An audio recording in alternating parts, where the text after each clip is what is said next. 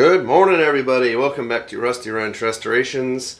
So yeah, the last couple of videos, we changed the fuel filter, we replaced the injectors, and I'm still having a problem with the tractor running and idling properly.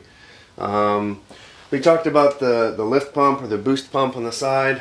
I really don't think that's the issue. You know, that's just designed to get the fuel from the tank to the injection pump. But I'm going to replace that just for peace of mind to know that's good.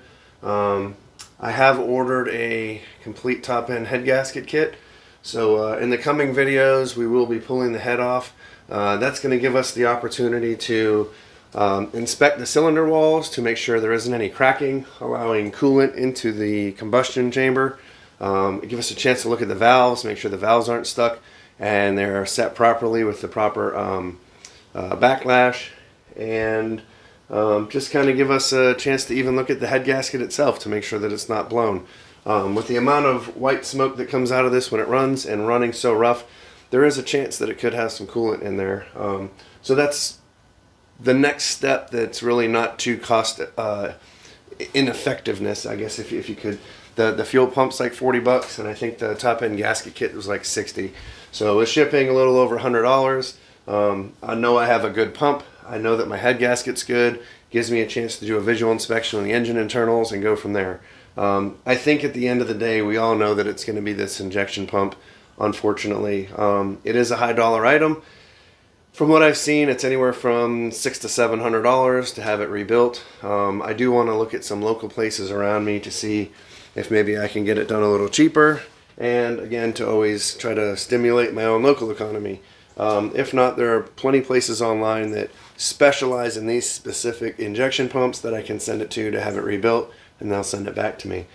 My only concern is that this is a 50-year-old tractor, and the pump itself could be just worn out to the point where, not that it's not rebuildable, but cost effectiveness, it might be better just to buy a new one.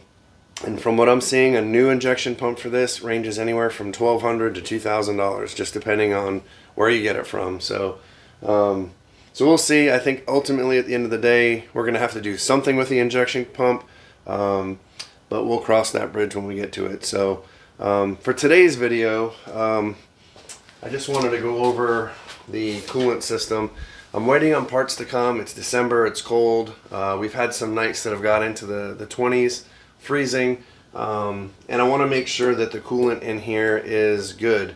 The coolant in the radiator and in the engine block itself, if it's not to the right standards, if you will, could freeze. And you know, as you know, when things freeze, ice expands, and it'll crack the block on your tractor or any other piece of equipment fairly easy. It'll blow out your radiator, and it's just a big mess. I'm basically just going to drain the coolant from the radiator today, and then drain the coolant from the block as well, so that I know that at least in the meantime, if we have some really cold nights, it's not going to damage my equipment. There's no point in me putting fresh coolant in here, because I'm just going to have to drain it again anyway. However, if it was going to be a while until I got to working on this, it would be best to drain it and fill it and actually start it and run it and let that water pump cycle that good coolant through. That way there, all the little nooks and crannies in those water jackets, I know would have good coolant in them. Just by me draining them, I think is going to be protection enough. But there could be areas where there's still that old coolant in there that's not any good. I'm just hoping that there's going to be enough air spots throughout the engine block that if it expands, it won't damage anything. So kind of a risk I'm going to take, and hopefully it'll pay off. You know, the weather here usually doesn't get into the 20s often, so I'm really not too concerned with that. But anyway, so we'll drain this coolant out real quick and be a short video today. So I've got my coolant drip pan underneath the tractor, and here on the front of the radiator, this is our overflow tube. We can just kind of tuck that out of the way. You can see a valve here. You're supposed to be able to spin that valve and water or coolant will come out. It looks like the hole for it has been plugged up with mud from a dirt dauber. So when I turn that, it's probably not going to come out. Now the pipe thread itself has some white thread sealant on there, and I'm going to assume that someone's probably had this off not too far in the distant past. So that might be our best bet. So let's see what we got going on here. If we can turn this valve by itself, it seems to turn. But again, I doubt any fluid will come out, or not much, because it's plugged up. And I can probably get a screwdriver to stick in there to clean that mess out. Yep. I'm just going to pull the whole plug. And for some of those of you that are really impatient, like I normally am, this will drain super slow anyway. So we can just remove the hose from the bottom of the radiator and really let it flow. All right, here comes the plug. See how big of a mess we can make here. Yeah, everywhere except for my drip pan. Perfect. Well, it definitely smells like coolant. It doesn't look very good, but I'm not seeing any oil in there, which is a good sign. I don't smell any diesel fuel in there, which is a good sign. I think it's just old coolant that's kind of broke down and not able to protect the radiator like it used to. Alright, while that's draining, I'll move you to the next section. Got the camera back a little bit further, as this is probably going to make a mess as well. Here is another coolant drain. This is for the block, the water jacket inside the block. So let's see if we can't get that undone, at least loosened, while the radiator drains. Now that turned pretty easy,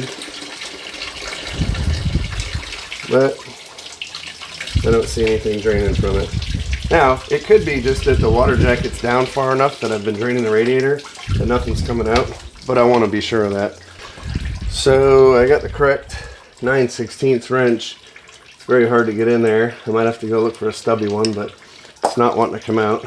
So I'm going to get one of my scribes and kind of clean out this valve and see if maybe that worked.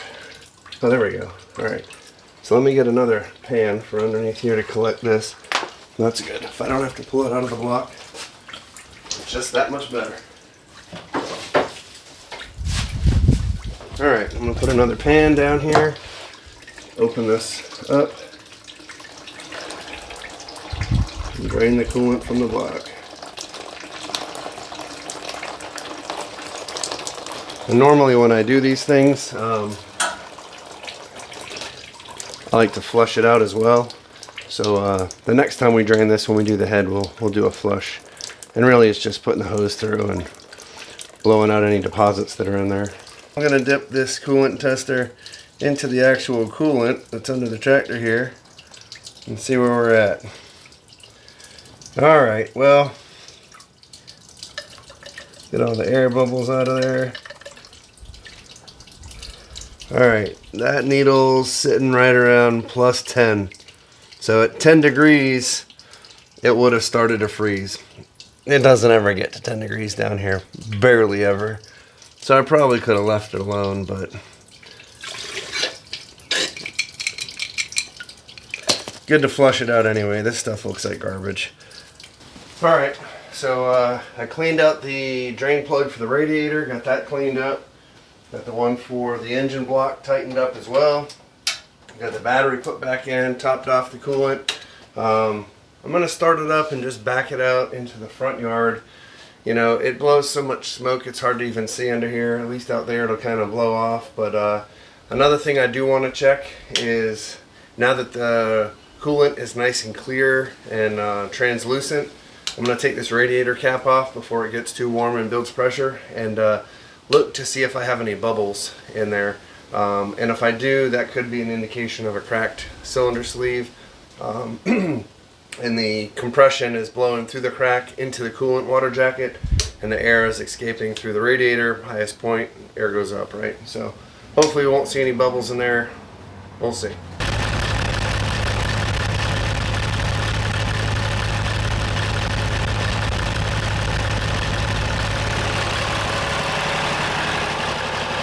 Looks all right to me.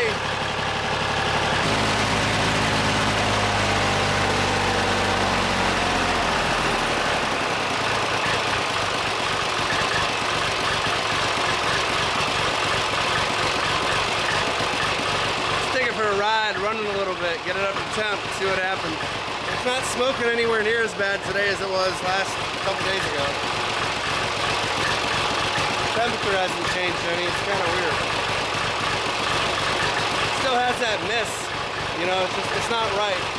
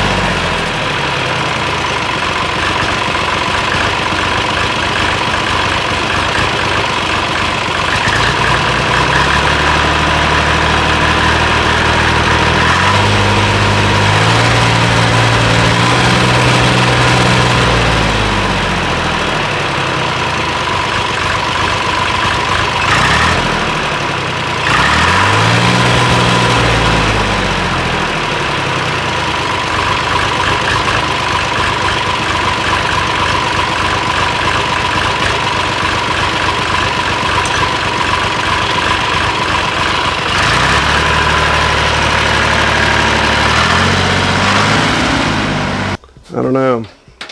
Still has that mist. Doesn't blow as much smoke. Its responsiveness is okay, but yeah, something's still not right. Definitely want to go the head gasket route just because I've already ordered the parts, and I definitely want to make sure there's nothing getting in there. As far as the coolant goes, it definitely needs to be flushed. Make sure it's not warm. Does look a little foamy, but I don't see air bubbles per se. You know, and I did just drain and fill the system, so I'm sure there's air pockets in there as well. But it's back to nasty, rusty looking, so definitely need to flush everything for sure really good next time we drain this coolant system. But yeah. Well, we'll see what it brings. So the next video will probably be me draining this coolant system back down again. Actually, I'll wait till I get the lift pump in. This is the lift pump here.